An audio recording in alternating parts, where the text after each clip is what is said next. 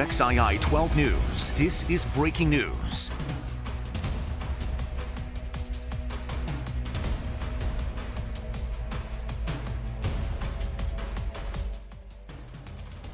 Breaking this morning, one person hurt in a drive-by shooting. We have more on where that victim told police he was when it happened. Details on that investigation coming up. Also, cleanup and restoration efforts continue right now across North Carolina after Ian's impact this weekend. How many people are waking up in the dark this morning and when they could see their lights back on? Plus, the death toll from the storm rising this weekend in Florida. How many lives officials say were lost due to Ian? We're covering all things about that storm right now. Thank you so much for joining us here on the Triad CW. I'm Jackie Pascal with meteorologist Jacqueline Shear. Of course, we're coming off a week of covering the track of this storm, and we're finally down to just the remnants of Ian, right? Yeah, you know, the remnants mean that we've got a little bit of rain out there. We've got a little bit of breezy wind, but it's essentially just a low pressure system at this point, right? So we're not dealing with all that much left, but it is still remarkable that we are not saying goodbye to Ian until overnight tonight. Right. It's still kind of hanging out here.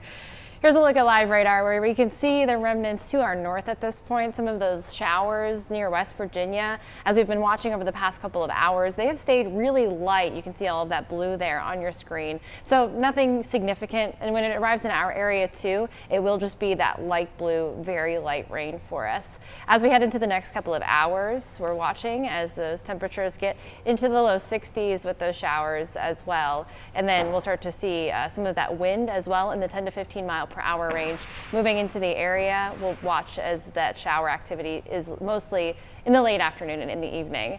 Here's a look at the foothill forecast. Temperatures in the upper 50s, winds at 10 miles per hour coming from the north. 50% chance for those light showers as we go through the day today. And in the mountains, it's pretty chilly in the high country. Temperatures only make it into the mid to upper 40s, and we've got winds 10 to 15 miles per hour. That means that we're talking about it feeling like it's in the 30s for a lot of today.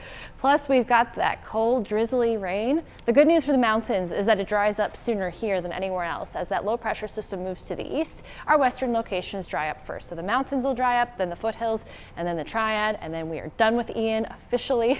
We'll talk more about the departure of the remnants of Ian, but we'll also talk about a beautiful week ahead coming up. Time now is 8:03, and cleanup and restoration efforts continue this morning in the aftermath of Hurricane Ian. As we were just talking about, thousands of North Carolinians are still without power this morning. At this hour, Guilford County actually has the most outages in the state, more than 8,000 people waking up in the dark there. But as you can see, there are still thousands more around there as well. Many of you have not had power since Friday when the storm first came through. I know energy crews are working on that right now. Ian's impact remains on the roads as well, though. This is a map of all of those issues, all highlighted as the exclamation points there. The State Department of Transportation says at least 9 major roads and more than 40 secondary roads across North Carolina have weather-related issues this morning. So keep that in mind if you have to head out the door. For Duke Energy customers still in the dark this morning, again, the company says it's hoping to have power restored to mostly everyone by midnight tonight. When dealing with massive power outages like we saw this weekend, here's how it works. Crews focus on outages that impact hospitals, police, fire departments, and water providers first. Then they'll shift their focus to outages that impact thousands, then by the hundreds, and then they'll move on to the smaller neighborhoods last. If you do see downed power lines that crews have not gotten to yet, they warn to stay away from them. The biggest thing we've got to emphasize is safety. You know, if you see a down line, assume it is energized and report it. Lots of ways to report that outage. You can text OUT to 57801. You can go to their website, dukeenergy.com, or the Duke Energy mobile app, or you can call 800-POWER-ON. That number's there on your screen, 800-769-3766.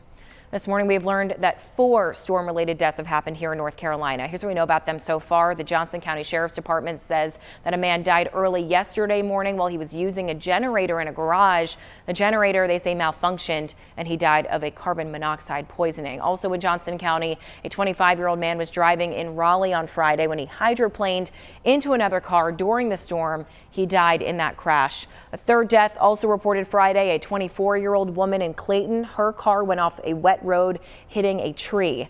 Later that night, a 22-year-old man drowned in Martin County when his truck left the roadway, ended up in a flooded swamp.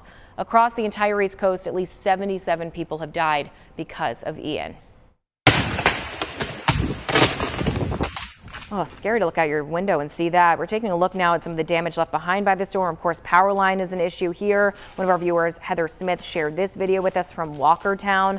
We also got pictures sent to us by Jay Owings. Thank you, Jay, for sending these. A tree coming down on his home in Pofftown. If you look closer, you can see the damage the fallen tree caused to his garage, and especially looking at it from the other angle, you can see the roof of that garage just buckling under the weight of the tree, nearly smashing the car inside. But man, it was close. And Winston-Salem, Jeremy Tuttle sent us these pictures. He says the storm brought down a 100-foot pine tree and it fell right on his car, crushing it. Thankfully, Jeremy says he was not inside of the car when it happened. Nobody was, so he's glad that the tree chose the car and not his house. Viewer Scott Shang sent us these photos of the damage left at his home by Ian. This is on Gloria Avenue in Winston-Salem. Seems to be a problem area because there were issues there on Friday all the way through this morning. You can see the storm left trees, debris just about everywhere around his home and as well as nearby ones. Similar situation in Kernersville. Take a look at this video sent to us by a viewer. Home security video they sent us. You can see the large tree falling in their front yard. We're told this tree was more than 100 years old.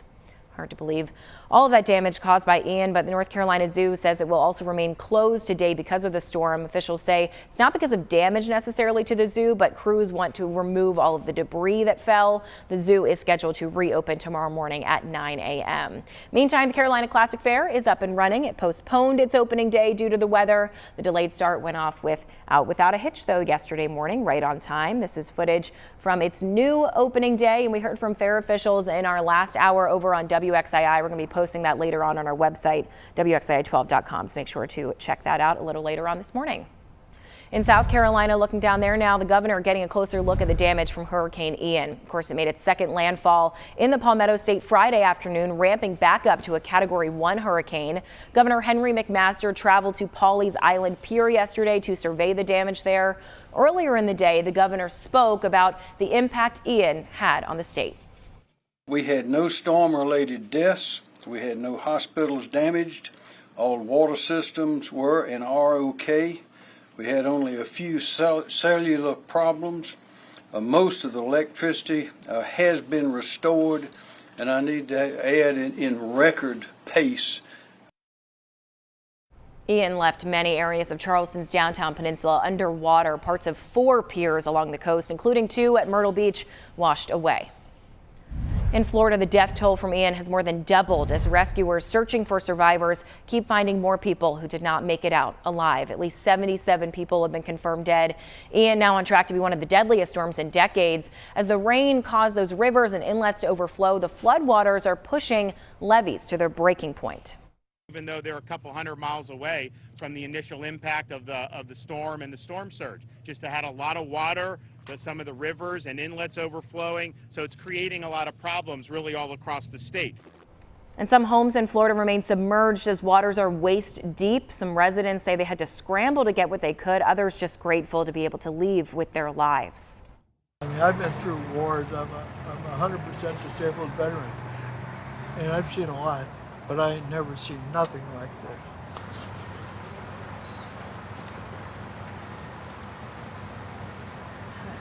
I'm just thank God we're alive.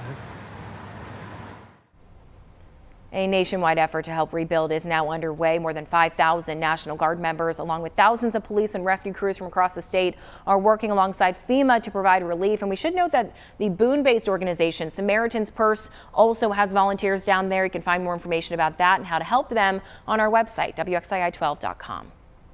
The damage from Hurricane Ian, as you were seeing, just widespread throughout southwest Florida. And Sonica Dange from our sister station, WESH, made her way to Sarasota County this weekend. She says rescue teams and utility crews are having to navigate around damage and debris to help those residents. Yeah, the telltale signs that Hurricane Ian has been through these parts are everywhere. Just behind me, this is a scene that we've seen a lot here in southwest Florida. We're in Sarasota County right now. Fences are down, tree limbs are scattered all over the roadways, and something that are dotting some intersections are cars like this one. You can see a note right on the windshield there. waiting on a tow truck. This car has been stalled out. A big issue that we've seen here in Southwest Florida, some of the businesses just aren't recognizable. This one right behind me, sign has been peeled off from the front, and the sign that was on the roadway here has been completely shattered out.